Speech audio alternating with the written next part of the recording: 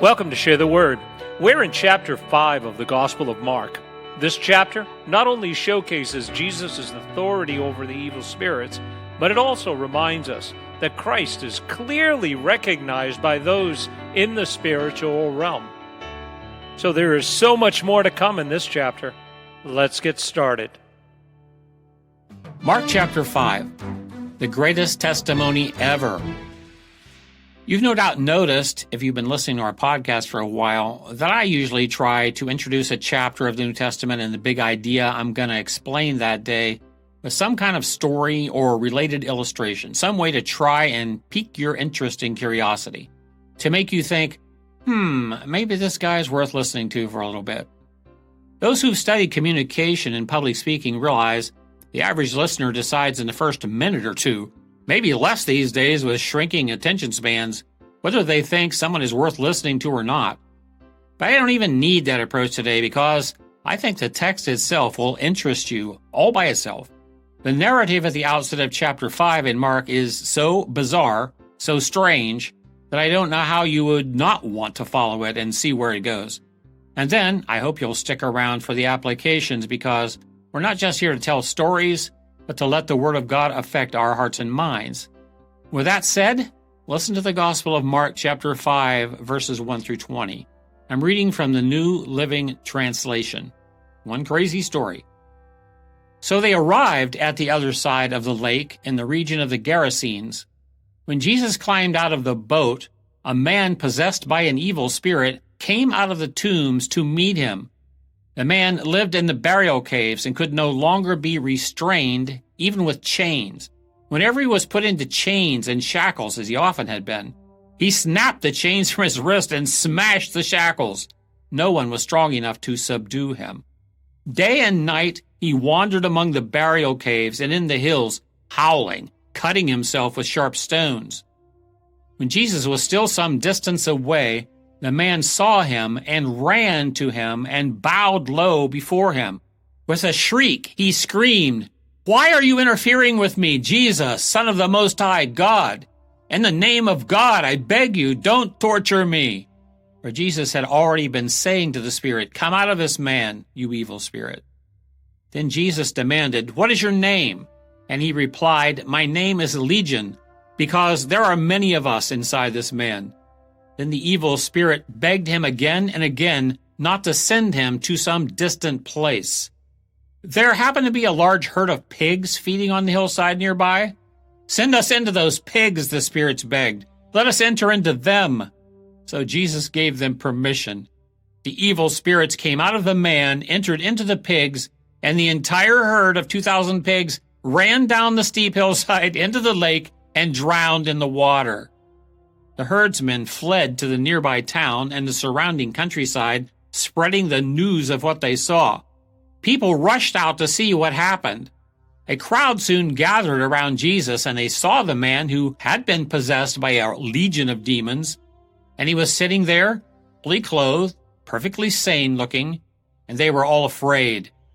Then those who had seen what had happened told the others about the demon-possessed man and the pigs. And the crowd began pleading with Jesus to go away and leave them all alone.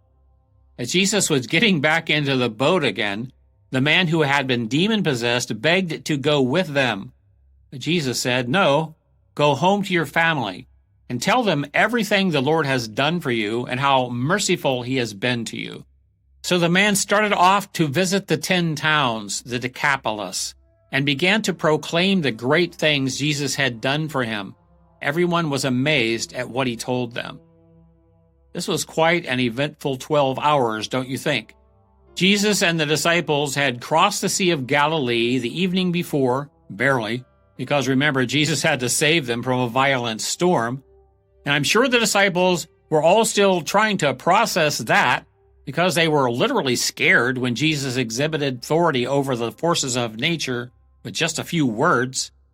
Now, upon reaching the eastern shore of the lake early the next morning, as they were just tying up their boat and disembarking, a screaming wild man comes running down the hills toward them. He's naked, he seems out of his mind, and he's coming right for them. We learn presently that this tortured soul was possessed by unclean spirits, that is, demons. He could no longer live among society. He was a danger to everyone and even to himself. In that time, in fact, until pretty recently actually, people anything like this had to be physically restrained somehow.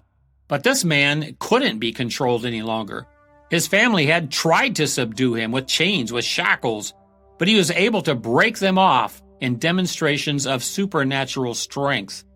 People were terrified of him, so he lived now out among the tombs, probably in caves cut into these hills overlooking the Sea of Galilee. What a tragic and tormented existence. It says people living in the surrounding countryside could hear him howling off and on throughout the night, screaming as he cut himself in self-hatred and despair. He had to have looked extremely scary running down the hill toward Jesus and his disciples. The guys were thinking, wow, is that a man? But once at the shore, he did something unexpected.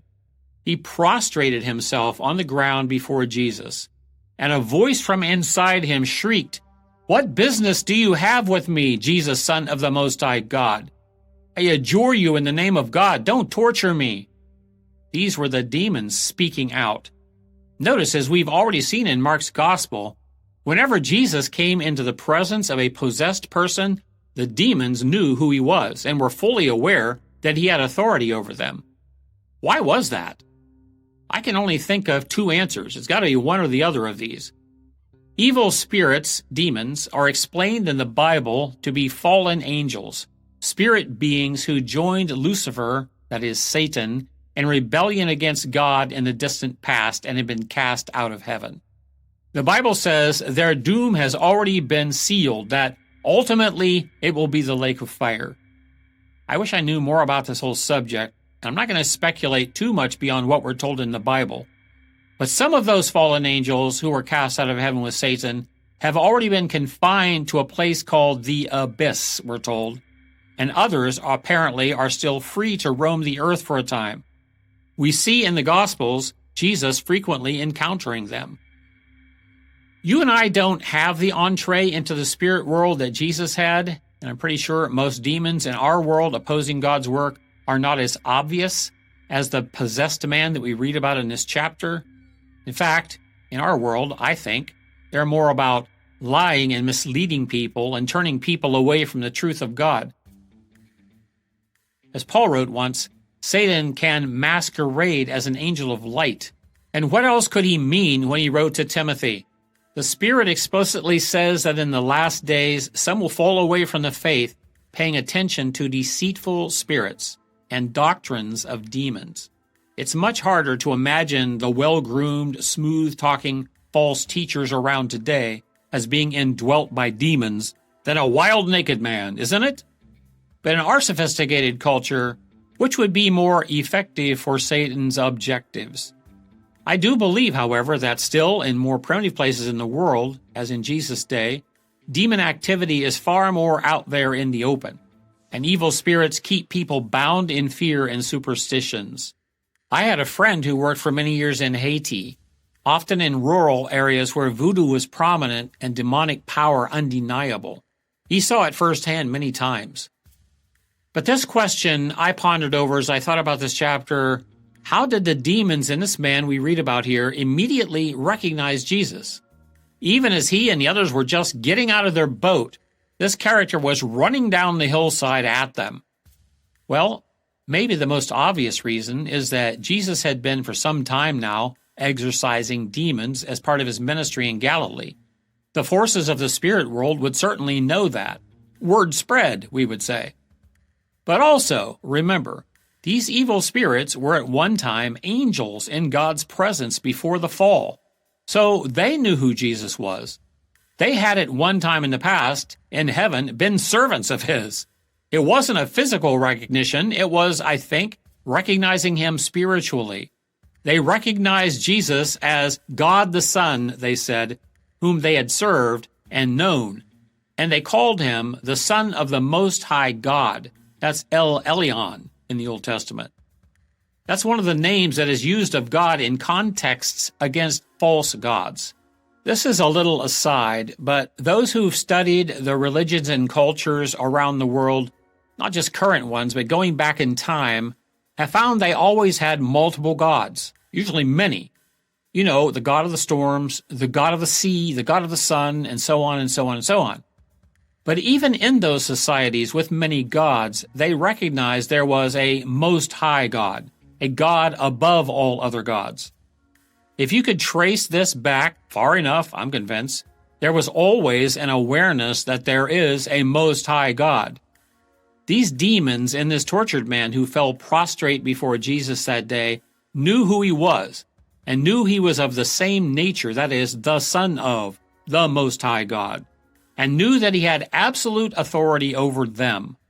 It's important to Mark to tell his readers this because the purpose of his writing, according to chapter 1, verse 1, is to persuade us of the good news that Jesus is the Son of God who has come into our world. Returning to the narrative, speaking out of the man, the evil spirits asked what business Jesus had with them. Are you here to torture us? They wanted to know. By the way, this isn't just an off-the-wall story Peter told Mark. The other synoptic Gospels, Matthew and Luke, each tell about this event. Matthew's Gospel adds that the demons in this man asked, "Have you come to torment us before the time?" Wow, I find that pretty interesting. It tells me that Satan and his demons know their fate is certain, that there is a time already set when God is going to bind them in the abyss and then consign them to the lake of fire. What else could he have meant by torment us before the time, which Matthew remembers hearing the demons say that day?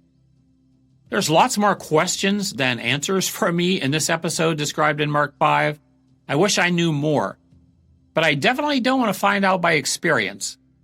The things that we can see for sure, though, and are told us beyond this passage, are that there are real spiritual struggles going on between light and darkness in the spiritual dimension, and that Satan and his forces are always looking for ways to thwart the purposes of God, hurt people.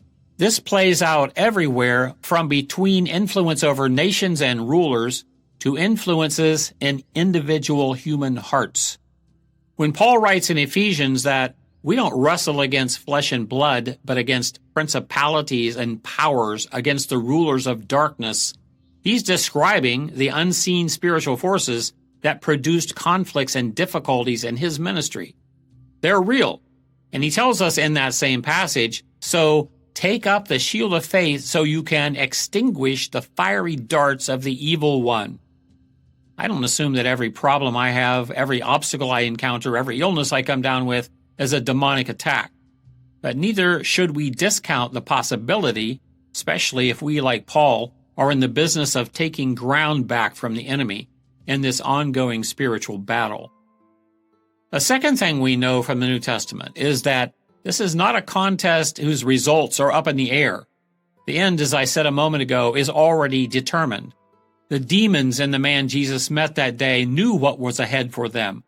They were only entreating Jesus not to send them to the abyss before that appointed time. Living inside pigs was preferable. In Colossians chapter 2, Paul writes, and he's describing their things Jesus accomplished on the cross. He disarmed the spiritual rulers and authorities. He shamed them publicly by his victory over them on the cross. I like that. I've often wondered if Satan thought he could thwart the plan of God for our salvation by preventing Jesus from going to the cross, or whether he imagined if he motivated those around Jesus who had control at that time and could put Jesus on the cross, if that would somehow notch a major victory for him. I think you could argue that either way. But through his death and resurrection, Paul is saying, Jesus completely triumphed over the spiritual forces of wickedness. God is, for his own reasons, allowing Satan and his demons to go on causing trouble for a while, and will even allow that to greatly increase during the tribulation time, but their ultimate doom is certain. Jesus, the Son of God's authority over them is very clearly demonstrated in this account. Even when a legion of demons was in his presence, they cowered before him. I think Mark and the other gospel writers all include this event for that very reason, that scene of that demon-possessed man and the voices coming out of him saying, "We are legion," bowing before Christ. One other comment I will make. Demonic activity is certainly real. It seems like it's growing too. But I don't think it's something to seek out and to engage with unless you're forced to. Nowhere that I know of in the New Testament are we told to go out demon hunting.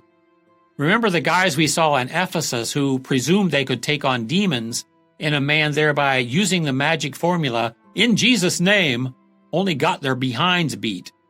There's another fascinating anecdote referred to in the brief epistle of Jude.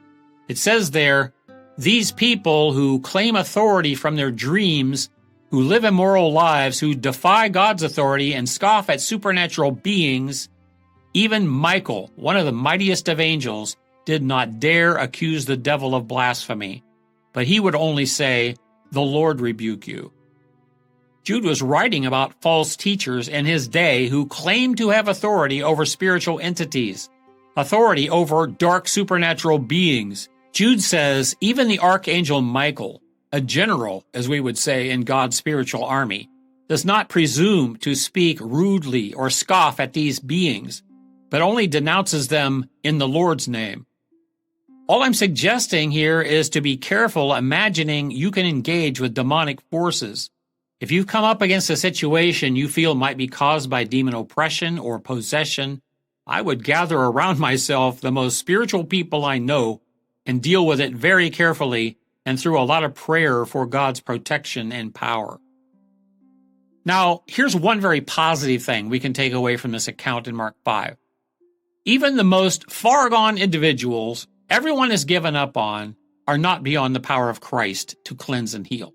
Doesn't it show us that? 1 John 3:8 says, Jesus came to destroy the works of the devil. The man here is described as unclean, and he was in every way a person could be, physically, morally, and spiritually, yet he was cleansed, healed, and restored by Christ. As Mark concludes this account, he writes that as word spread about what happened there at the seaside, people rushed out to see for themselves, and a crowd gathered around Jesus after they saw the man who had been possessed by the demons sitting there fully clothed and now perfectly sane, and they were all afraid. Does that seem like an odd ending? Mark has shown us in the situation once again Jesus' exousia, as we were talking about a couple episodes ago, his absolute authority, this time over the demons from hell and a legion of them. But just like disciples on the boat after Jesus calmed the storm were frightened, realizing Jesus had such awesome power, here the people who had witnessed the demonic control over this man, cast out by only a few words, were again frightened in the presence of Jesus. That kind of power, that kind of authority frightened them.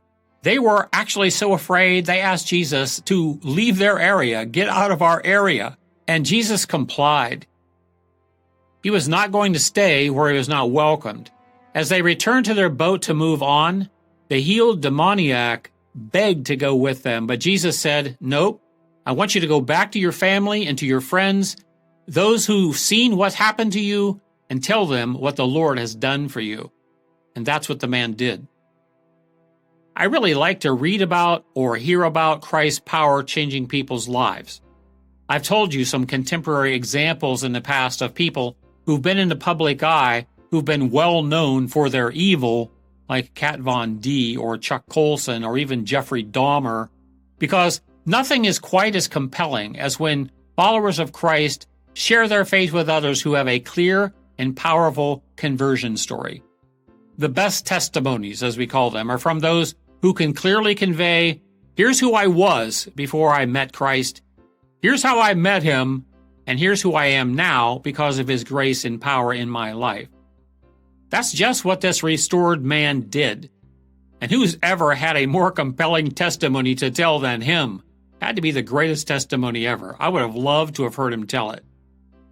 It's cool to realize that just as the unlikely woman at the well, known for her immorality, who we met way back in John chapter 3, became the first Christian missionary to the Samaritan people, This transformed man, who lived among the dead in the tombs, tormented by demons, after meeting Jesus and being saved and healed, became the first Christian missionary to the Greek cities called here the Decapolis. Jesus came to destroy the works of the devil and is still in the life-changing business. This is Paul for Share the Word. Thanks, Paul. The healed demoniac certainly had an amazing story to tell, but so do we. Our own personal testimonies can incite profound spiritual salvation. It's through our testimonies that Christ is exalted. And I've lost count of how many times I've witnessed the acceptance of Christ through someone's testimony. And when that happens, watching their transformation can be an amazing journey. Do you have a testimony? I challenge you to take some time and write it down, and then share it and see the impact it has. From all of us that share the Word, our blessings and prayers go out to all of you.